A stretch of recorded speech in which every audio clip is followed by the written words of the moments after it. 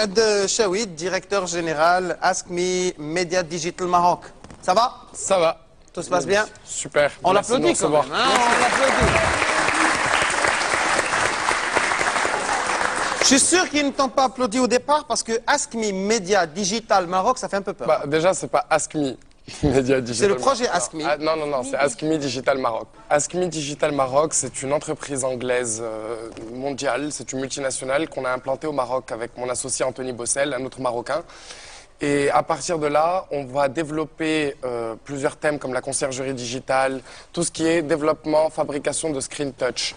Donc aujourd'hui, on voit bien avec l'iPad, avec l'iPhone, avec tout ça, les gens adorent toucher et pouvoir accéder à l'information facilement. Ben, de la même manière, on va imposer ce genre de médias dans les hôtels déjà, avec une conciergerie pour pouvoir aider le tourisme, pour pouvoir aider le touriste, déjà pouvoir se retrouver dans la ville. Il y a un problème à ce niveau-là.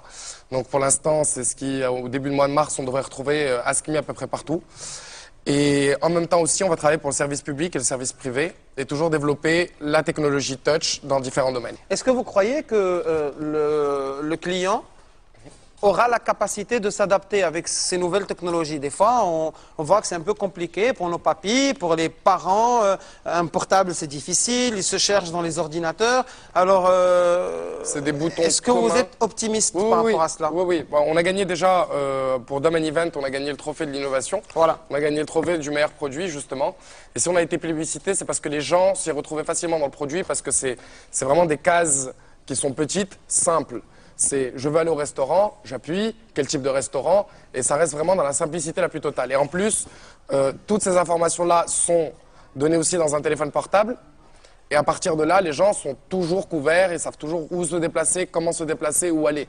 C'est une manière de pouvoir aider aussi. Vous n'avez pas... Je rejoins Samid, est-ce que c'est facile à placer ici au Maroc? Ah oui, extrêmement facile parce qu'on a une demande, alhamdoulilah, on a une demande qui est extraordinaire. Les gens sont très intéressés du moment où ils ont entendu parler de notre produit et même la presse a été très réactive puisqu'on nous retrouve aujourd'hui dans tous les journaux, ils en parlent de manière parce qu'ils ont touché, ils ont testé le produit, ils en étaient très très heureux. Vous avez des formations... je dirais très développé, très évolué. Vous avez fait vos études en France et au Canada, c'est ça? Ou alors pour ma part, c'est l'Université Concordia en économie et sciences politiques et mon associé, l'Institut Paul Bocuse en France. Voilà, alors, et vous avez choisi de retourner au Maroc. Ah oui. On a toujours pleurniché parce qu'on disait que nos enfants partaient sans revenir. Mais au moment où vous avez voulu revenir, il y a eu des petits problèmes au niveau de l'installation de votre projet. Parlez-nous de ça.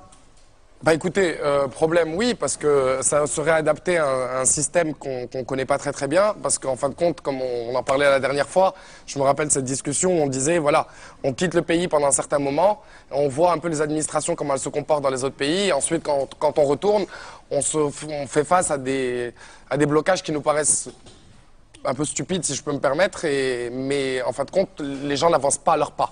Il y a une difficulté pour les jeunes et en fin de compte, pourquoi on est là aujourd'hui, pourquoi j'ai insisté à pouvoir essayer d'être... C'est vraiment notre message à Anthony Bossel et à moi-même, c'est de dire à la jeunesse qu'il faut qu'elle travaille, qu'elle doit croire en notre pays parce que c'est le plus beau pays au monde, c'est pour ça qu'on a décidé de revenir et qu'il faut absolument se battre et que toutes les portes s'ouvrent d'une manière ou d'une autre. Il suffit de croire en son projet, juste s'ouvrir, rentrer et dire voilà, je sais ce que je vaux, je sais ce que je peux faire et continuer. C'est ça ce qu'on est venu dire. Comment vous êtes jeune et vous apportez un projet...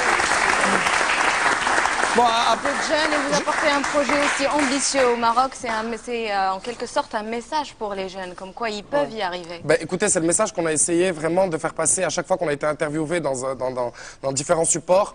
Le premier message, c'était de dire, voilà, nous allons délocaliser, on a dit ça lors de la conférence de presse, on va délocaliser notre production, la fabrication de kiosques au Maroc, parce que les gens refusent la Chine comme nous on refuse, pas parce qu'on a un problème avec la Chine, mais le Made in Morocco est extraordinaire, est excellent, donc il n'y a rien à dire. mais il ne coûte pas cher aussi. Hein. Et il ne coûte pas cher, mais il est excellent, c'est le principal.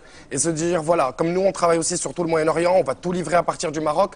Et il faut que les jeunes vraiment continuent à se démener.